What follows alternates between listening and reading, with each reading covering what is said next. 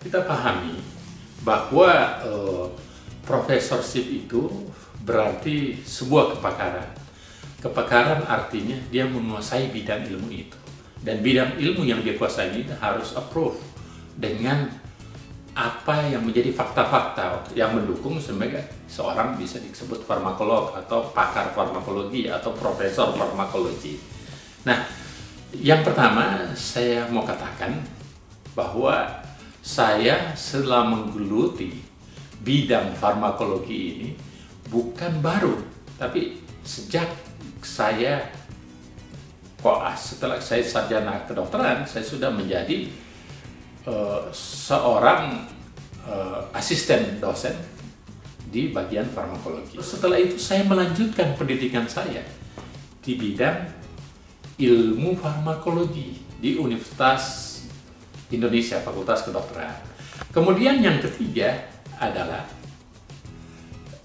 saya bekerja sebagai pengajar di Universitas Muhammadiyah untuk bidang farmakologi sebagai dosen luar biasa, dan saya juga mengajar di Akademi Kebidanan, dan saya juga bekerja di dua tempat, yaitu di Badan Pengawas Obat dan Makanan dan di Rumah Sakit Harapan Kita sebagai peneliti obat-obatan.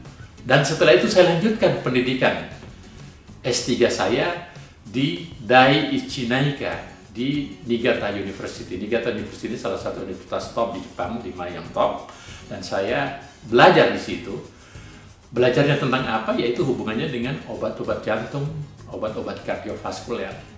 Dan itu terapprove lewat disertasi saya pada saat saya lulus S3 saya di sana, yaitu tentang terapi gene therapy, terapi genetik, dan itu masih sangat langka waktu itu.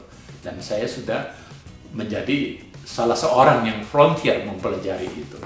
Kemudian saya melanjutkan pendidikan di Italia, di Bologna University. Kemudian saya balik ke Jepang dan saya lanjut postdoctoral di Interdisciplinary of Neuroscience, Neurobiology Department di University of California, Irvine.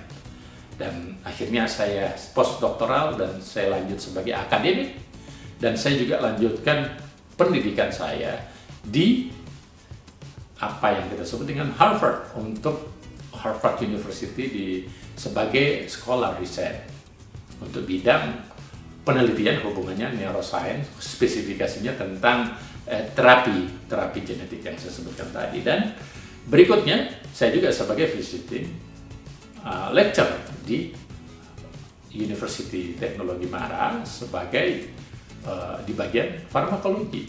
Dan akhirnya saya kembali ke Indonesia. Saya masuk ke bagian farmakologi Universitas Malahayati dan menyelesaikan hukum yang dibutuhkan, dan saya bersyukur alhamdulillah saya disetujui pengusulan guru besar saya sebagai guru besar tetap di bidang farmakologi. Nah, ilmu apa yang saya bawakan yang baru itu? Hasil riset kami ya juga dari ratusan karya ilmiah kami yang disitasi oleh ribuan para peneliti dunia lewat referensi yang saya sebutkan itu. Intinya sebetulnya begini, pengembangan farmakologi atau ilmu tentang obat-obatan itu kalau masa lalu lebih berbasis kepada rempah-rempah, terus berkembang disebut dengan farmakologi modern yang mempelajari farmakokinetik, farmakodinamiknya dengan mengekstrak zat-zat aktif dari suatu bahan jadi kimikal. Kemudian yang berikutnya ke depan adalah saatnya generasi ke depan para farmakolog memperlihatkan betapa urgen, betapa pentingnya ilmu yang disebut dengan farmakologi of gene and cell therapy. Dan disitulah kebaruan, novelty yang saya akan bawa dalam pengukuhan guru besar saya sebagai seorang farmakolog, seorang pakar di bidang farmakologi yang kami approve, dan itu terbukti dengan pengakuan pemerintah, pengakuan negara. Dan saya sangat bahagia, saya sangat bersyukur, dan ya, saya manusia biasa, saya bangga dengan achievement ini. But it's not end yet. We will continue our achievement for contribute for our country. And contribute for our humanity and humankind by make something the best thing what we can do for the human being.